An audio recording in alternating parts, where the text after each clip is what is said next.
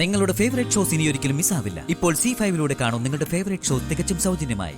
സഞ്ജുട്ടനോട് അമ്മ പറയോ? ശരി, ഞാൻ പറഞ്ഞോളാം. മോളിപ്പോ വാ, നമുക്ക് എന്റെ മുറിയിൽ പോയി കിടക്കാം. വാ. ശരിയാ, ഇപ്പൊ കിടന്നാലേ നേരത്തെ എണീക്കാൻ പറ്റൂ. വെളുപ്പിനെ സഞ്ജുട്ടനെ വിളിച്ചുണർത്തണം. വ്യായാമം ചെയ്യാൻ പറയണം. അപ്പൊ സഞ്ജുട്ടന്റെ ആരോഗ്യത്തിന് നല്ലതാ. അതൊക്കെ പിന്നെ മതി മോളെ, ഞാൻ പറഞ്ഞോളാം. മോളിപ്പോ വാ.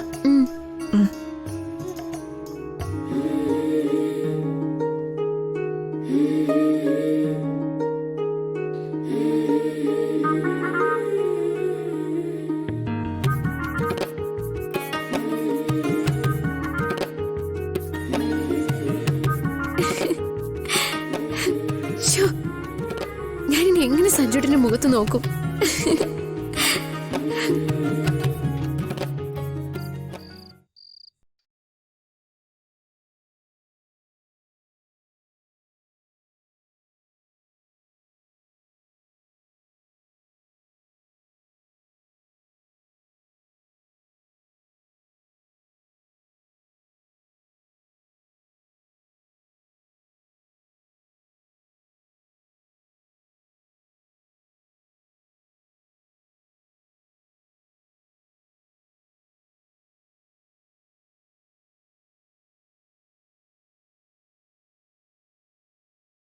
ഞാൻ എത്ര ദിവസമായി സ്വാതിയോട് പറയുന്ന അമ്മൂനെ എവിടെയെങ്കിലും മാറ്റി താമസിപ്പിക്കാമെന്ന്.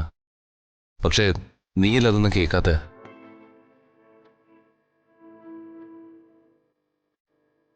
സ്വാതിയുടെ അവസ്ഥ എനിക്ക് മനസ്സിലാവും. നിനക്കെന്നല്ല, ഒരു ഭാര്യയ്ക്കും ഇതൊന്നും സഹിക്കാനാവില്ല. അമ്മ മനസ്സിൽ ഓരോ സങ്കല്പങ്ങൾ വെച്ച് എന്നോട് ഇങ്ങനെ പെരുമാറുക എന്ന് കരുതി എനിക്കിപ്പോ ഈ വീട്ടിൽ നിന്ന് ഓടിപ്പോകാൻ പറ്റും?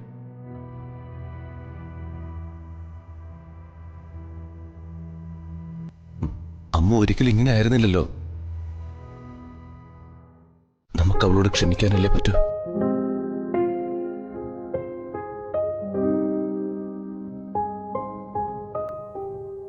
അമ്മുവിന്റെ മാനസികാവസ്ഥ എനിക്ക് നന്നായിട്ട് അറിയാം. ഞാൻ ആത്മാർത്ഥമായിട്ട് തന്നെയാ അവളെവിടെ നിൽക്കാൻ പറഞ്ഞത്. പക്ഷെ സഞ്ജു എന്റെ കഴുത്തിൽ താലി കെട്ടിയ ആളല്ലേ. അപ്പോ എനിക്ക് ചില അവകാശങ്ങളും സ്വാതന്ത്ര്യങ്ങളും ഇല്ലേ? അറിഞ്ഞുകൊണ്ടല്ലെങ്കിലും അമ്മ അതിലൊക്കെ വെറുതെ ഇടപെടുവോ? അതാ ഞാൻ പറഞ്ഞേ, അമ്മൂനെ ഈ വീട്ടിൽ നിന്ന് മാറ്റി താമസിപ്പിക്കാമെന്ന്. ഈ വീട്ടിലൊപ്പം നിർത്തി അവളുടെ ഓർമ്മകൾ തിരിച്ചു കൊണ്ടുവരാനാ ഞാൻ ശ്രമിച്ചത്. അതായിരുന്നു എന്റെ ആഗ്രഹം. അതിനി പറ്റുമെന്ന് തോന്നുന്നില്ല.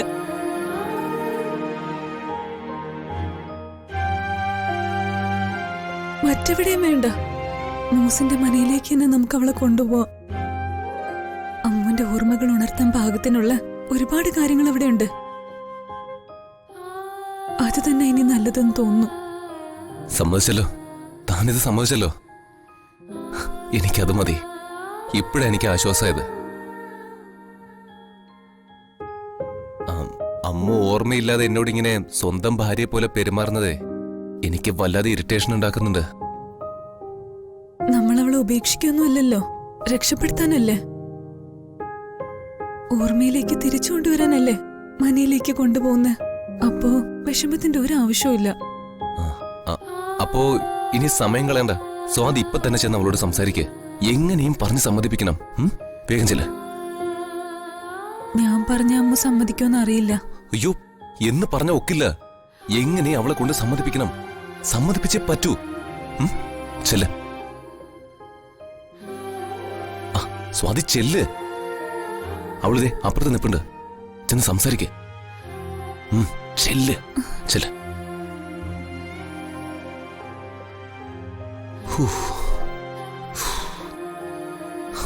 ഇനി ലച്ചു കൂടി സമ്മതിച്ചാൽ രക്ഷപ്പെട്ടു. ലച്ചുവിനെ എങ്ങനെയെങ്കിലും സമ്മതിപ്പിച്ചേ പറ്റൂ. ചേച്ചിയുടെ കാല് ഒടുവില് ചികിത്സിച്ച് ഭേദാക്കിയോ? ആർക്കും കഴിയാത്തത് ഒരാൾക്ക് കഴിഞ്ഞു. ഒരു ആയുർവേദ പണ്ഡിതന്റെ അടുത്തേക്ക് എന്റെ അനിയത്തി അമ്മു എന്നെ കൂട്ടിക്കൊണ്ടുപോയി. ആ അനിയത്തിയെ പറ്റിയല്ലേ ഇവിടെ എല്ലാരും പറയുന്നത്. എന്നെ അമ്മൂന്നും വിളിച്ചു. ഇപ്പൊ അമ്മ എവിടെയാ ചേച്ചി?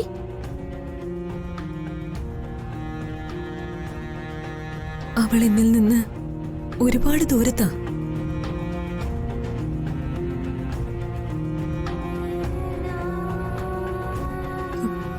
എനിക്കവളെ കാണാനും കേൾക്കാനും കഴിയും. പക്ഷെ എനിക്കവൾ അകലെയാ. എന്നിട്ട് ആ വൈദ്യൻ ചികിത്സിച്ചിട്ടാണോ ചേച്ചി ഈ നിലയിൽ എത്തിച്ചത്? അതെ. അദ്ദേഹത്തെ എനിക്ക് ഒന്നുകൂടി പോയി കാണണം. ലച്ചു എന്റെ കൂടെ വരുന്നോ? എവിടെയാ സ്ഥലം? ഭദ്രേത്ത് മന എന്ന് പറയും.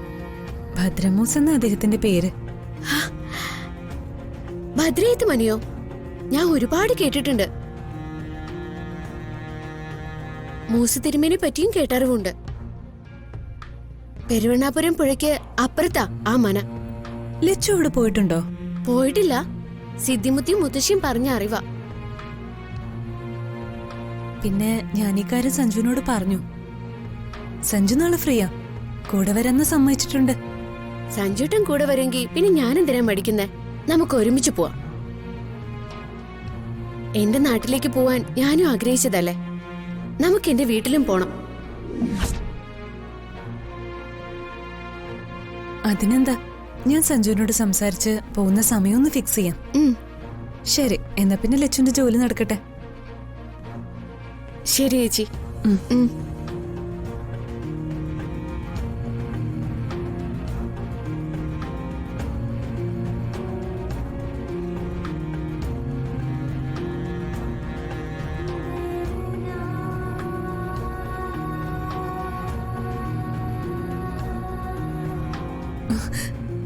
സഞ്ജു, അമ്മ നമ്മുടെ കൂടെ വരാന്ന് സമ്മതിച്ചിട്ടുണ്ട്.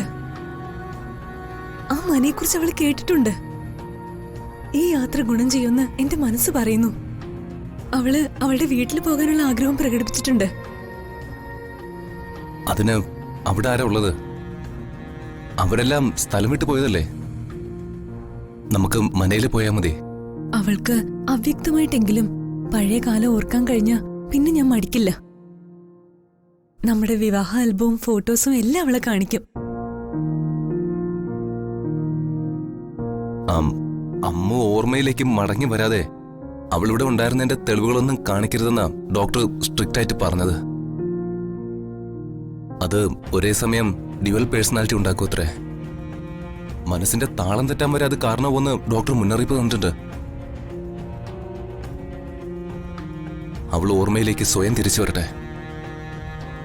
അതിന് നമ്മൾ ഇതുപോലുള്ള സ്വാഭാവികമായ കാര്യങ്ങൾ ചെയ്താൽ മാത്രം മതി.